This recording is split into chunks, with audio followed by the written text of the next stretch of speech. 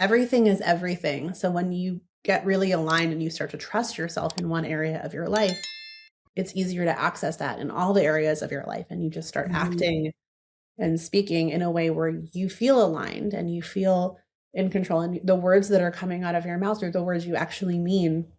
Yeah. Instead of just one of those like Barbie voice boxes where this is what I say when you pull my string, right? And the ripple effects of that are incredibly powerful. Hi, I am Donna McDine, and welcome to the Energy of Serenity podcast. Here we unleash empowerment through the power of the word. Join me and my guests as we share stories, tools, and insights to help you feel grounded and aligned. Let's dive in. Hello and welcome, Donna McDine of the Energy Serenity podcast. I am over the moon excited to have Megan Gillman here today. So Megan, welcome. So excited. I'm so excited to be here, Donna. Great. So before we really dive into our conversation, I want to share with the listeners a bit of your background. So Megan is a transformational life coach known for blending grounded psychology with unapologetic magic.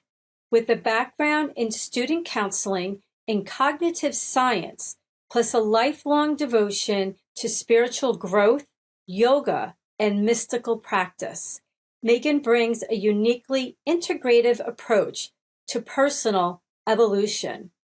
Her specialty, Good Girl Deprogramming. Oh my gosh. So I want to dig in right away to Good Girl Deprogramming. Yeah, that's my favorite.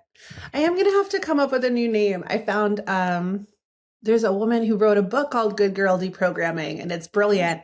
And I found it after I had coined that for my author. I was like, all right, we're going to rethink it because we respect intellectual property, but it is just the idea that so much of our behavior, our thought patterns, and the way we live our lives comes from societal programming, family programming, responses to big traumas and small traumas throughout our lives.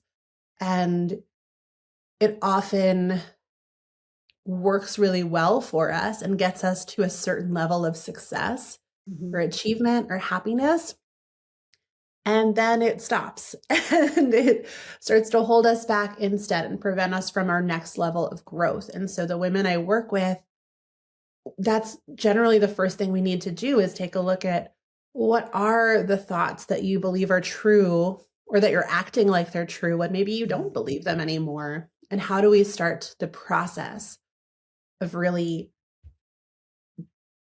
turning off or tuning down that default operating system in our brains and our psyches so that we can intentionally install new behaviors, new thought patterns, new beliefs that align with who we're becoming instead of who we've been.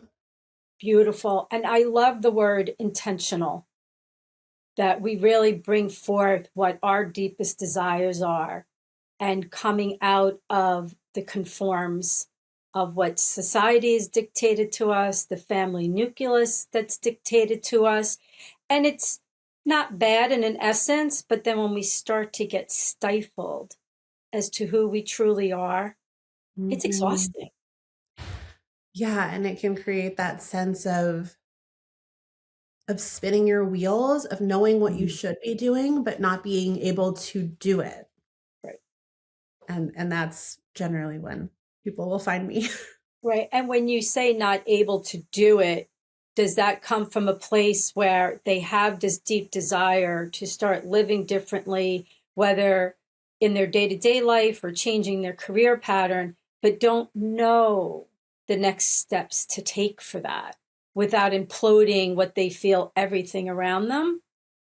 That might be part of it. I think that is a part of it, especially in career transitions. There's a lot of identity that gets tied to your profession, especially in the US, where most of my clients are based.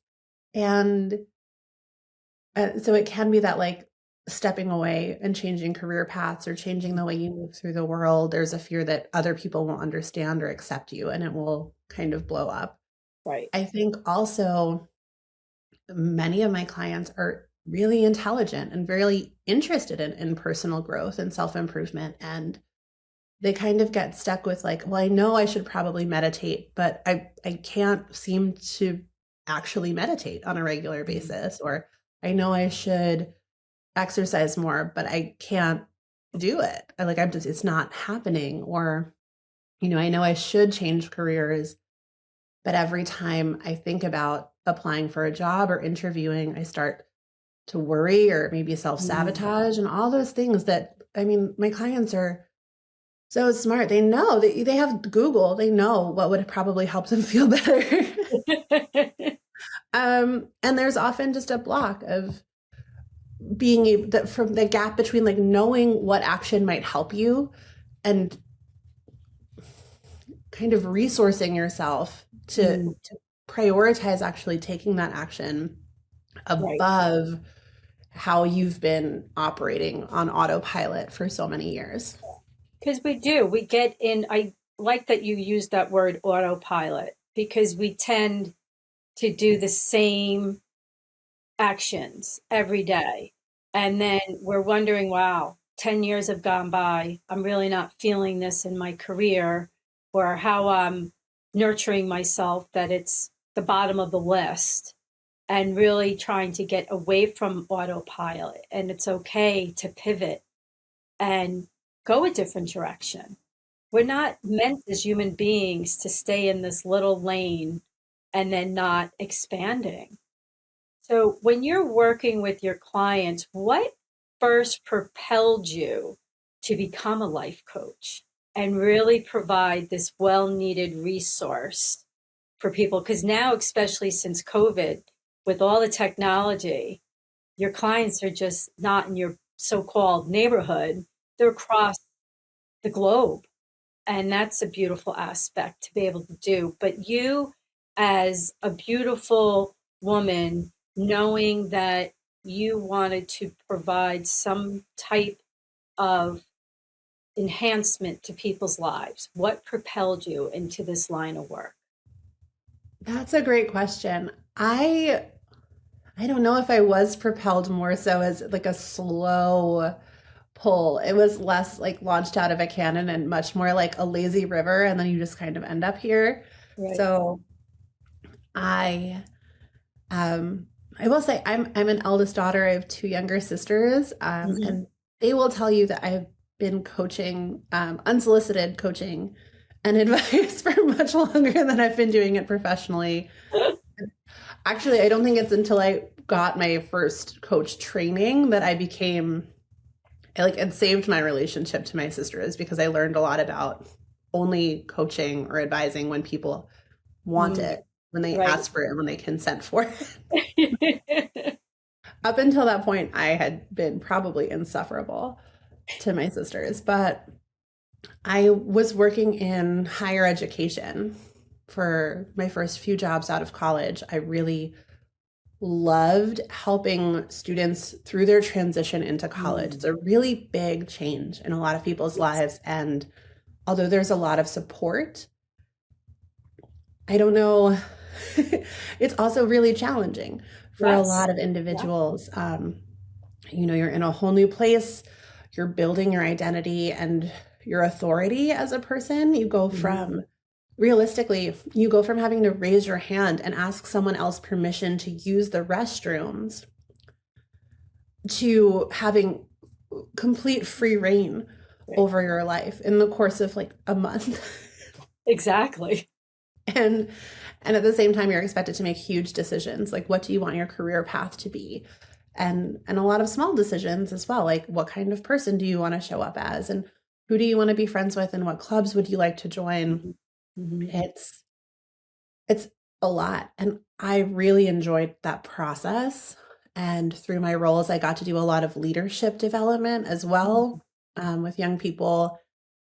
And I really just sort of stayed in that. I thought that was going to be my whole career. And then at one point, I was really lucky that an office I worked for had a coaching program for students who came into college who needed a lot of extra support with the transition. So they would have a dedicated coach. And I was not one of those coaches, but they had an extra like 2 seats open in the training. Like they had paid for, 30 people and they only had 28. So they were like, does anyone else want to sit in? And I immediately raised my hand because I really wanted to learn more about it.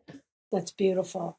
And I was like, oh, this is it. Coaching is what I love doing. That's what I've been doing. It just gave a word for the work. The part of my job that I really, really loved, and that came sort of effortlessly to me.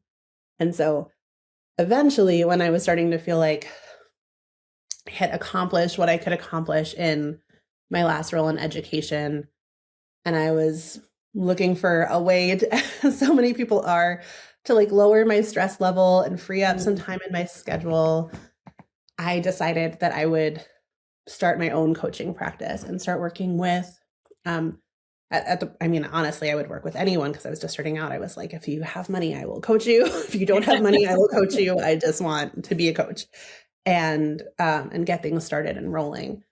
But I found it's funny because when I worked in college environments, I ended up having a sort of a specialization in really high achieving, borderline neurotic women who are like really, really focused on their goals and starting to burn out. I mean, as young as 19 and 20, women are already starting to burn out because they have such high standards for themselves and such high expectations. And they feel like they have to do it all alone. So I was already starting to specialize in really high achieving, really passionate women who needed a little bit more support. And I'm not surprised to see that has really kind of continued with my private coaching practice. And that's beautiful because the expectations, especially for these young women, and of course the young men, as they're going through all their SATs in high school and figuring out where they want to apply to college and should I go away? Should I stay home? And then having this, I have to decide now what I want to do for the rest of my life. And you want to be able to be successful, but especially for those that go away. Now, all of a sudden, you're sharing small living space with a complete stranger. You're not having, hey, get up, you're going to miss the school bus, that you're responsible for all your time, but then wanting to achieve in your academics and then hopefully getting involved in the clubs and having that pressure of everything at once. To have this real niche of this guidance for these young adults is so imperative. I know myself, I'll be 59 this year. It's lovely to have guidance still from other people to get that outside perspective as to what is going on in your own inner thoughts and your own strives of what you would like to accomplish. So how beautiful that you've opened up that gateway for people. In your client sessions, without getting too specific with the confidentiality of it all, how does the power of the word really come forth? I love that. I love that you have a focus on words. I don't know if I mentioned, but my bachelor's degree is in linguistics. I'm obsessed with words. Beautiful, beautiful. So you're very intentional then with it all. Yeah. And there is a lot of my work is really informed by neuro-linguistic programming and cognitive therapy, is where for most of us, I won't want to say most of us because everyone's brain works in a beautiful and slightly unique way. Right. But our thoughts tend to run in like sentences in our brain. Some people are more pictures, some people are more feelings, but a lot of us have sentences running and they move quickly. Thousands and thousands of sentences going through our mind every day. When I'm in with a client and I hear them say something, often I will stop and I will repeat the exact sentence back to them, because that's what we don't do with our own thoughts, is stop and look at each one and be like, whoa, that was an interesting thought. I wonder where it came from. I wonder what it means. I wonder if I believe it's true or not. I wonder if I want to act as if I believe it's true. Mm. Right. And that will be incredibly powerful, just stopping and looking at like, these are the words you actually said. Let's take a minute to connect and just investigate that and really feel what that means. I'll also have clients sometimes repeat back to me, like they'll say something that I think is brilliant and gives them a lot of permission to grow. Mm-hmm. And so I'll repeat that back to them and I'll write it down and I'll be like, okay, now close your eyes and say it again and just feel how it feels in your body. So there's a lot of work that we do around really engaging in my clients' words as a portal for self growth, for self realization, and for self inquiry. I love that because then it really gives them that permission to slow down, to pause, to actually pay attention to what their inner thoughts are really guiding them to. Whether it's like it's time to release this or it's time to embrace this, but by giving your client that permission, slow down. Let's peel the onion back on this a little bit. Let's see how this makes you feel. So, and I love the fact that you're bringing those words from their thought process, but into how it's making their body feel. Because Yeah, the that's a huge body, I part of would it. like you to expand on that, Megan, what the body can be telling us at times about those thoughts that are racing through our mind a million times. Yeah. I don't want to overgeneralize and say that it's like an all women thing, but at least with the women I tend to work with and I tend to resonate with, we are really comfortable looking at our thoughts and analyzing our thoughts and often completely cut off from what's happening in our bodies. Mm, yeah. We are taught at a really young age not to trust the feelings in our bodies. Like when you get that gut feeling Yeah. uh around like a strange man, you're taught like be polite, smile, like right? And Yeah. there's good, I don't want to say there's good reasons, but there are reasons for that. But we learn really young to ignore and not trust our gut instincts, Mm, and our physical sensations. We learn not to trust our arousal, our interest, our excitement, our fear. Right? How mm, many times have, I mean, as a mom, I tried not to say it because I know the power of words. But when my son is like afraid or really worked up, to be like, oh, it's not a big deal, but his body is having a big emotional mm, reaction to something.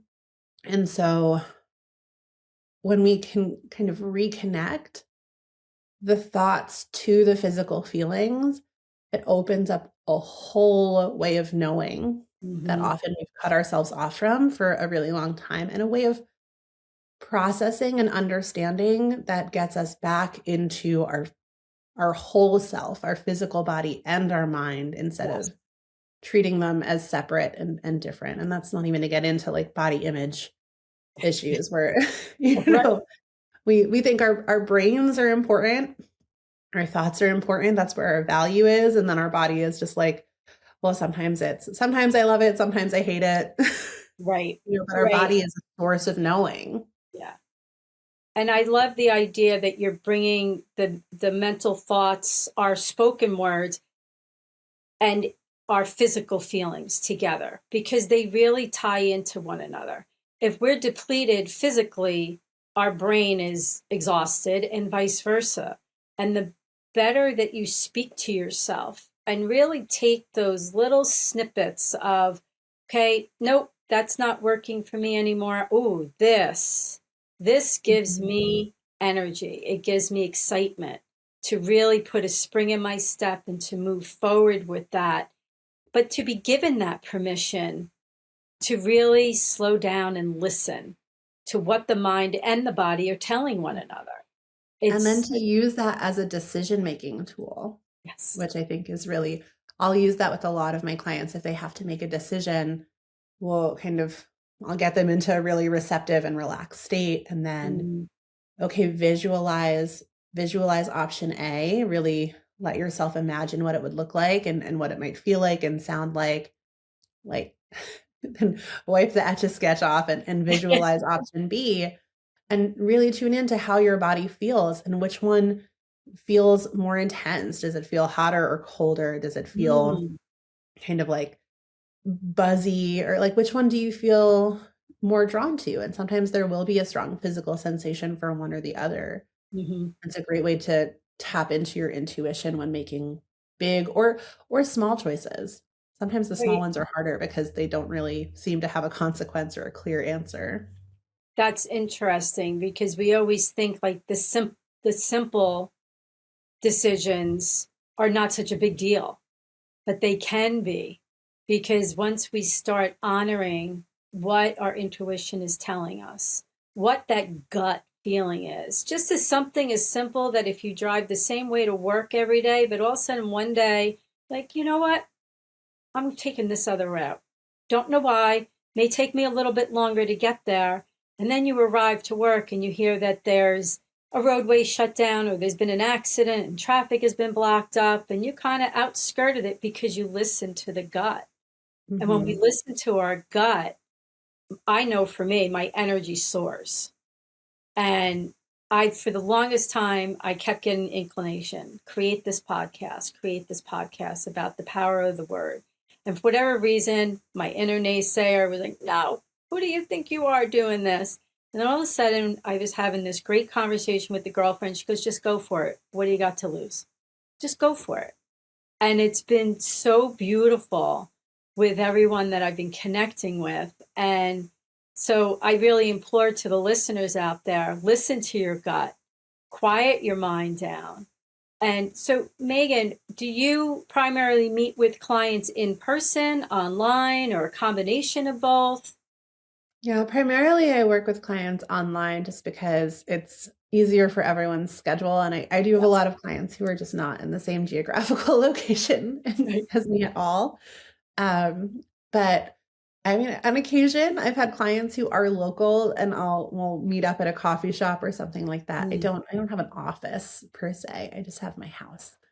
So, Your house is your office. It's your sanctuary, and you create such beautiful connections. And I love that aspect that you meet with your clients primarily online, because I know for me, with the clients that I see through my Reiki practice, some come in person, some come online, and I really strive to them. I don't want this to be like, oh, another to-do thing on my list, and being able to create that beautiful, safe haven of connection online. They don't have to travel to go see you, have that beautiful session, and then travel back home. And because people are busy, so it's nice that they don't have that extra beginning and end time to have that time with you. And I love it that you are open to in person as well, if they're in the geographical area that is feasible, because even if it's a 45-minute ride, that's a lot more to add on to people's day. it And really it's nice is. to be able to connect virtually. So that is so beautiful. What can a prospective client typically expect from a session with you? Oh, well, I always do like an intake session or, Mhm. a free conversation. I call them discovery calls where for me, I think coaching is really personal. You have to make sure it's a good fit. It's almost like a first date, right? Like Mhm. you could think I'm a great coach and we could talk and you could be like, oh, it's just not, like it's not working. The vibes are off. Mhm. So that energetic connection is important. So in that session, we'll normally I have some questions I love to ask, and that's another power of the word thing, like the way you ask questions to Mhm. really help people dive into realizations. And we'll try to figure out like what is blocking you? What are the things that you want to see yourself achieving? What are the things you want for your life right now? And what have you already tried to get there? What have you tried that has worked a little, but then you fell off the wagon? Or what have you tried that you thought would work and hasn't helped at all, or made you Mhm. stressed even more? And by the end of that session, my goal is to have always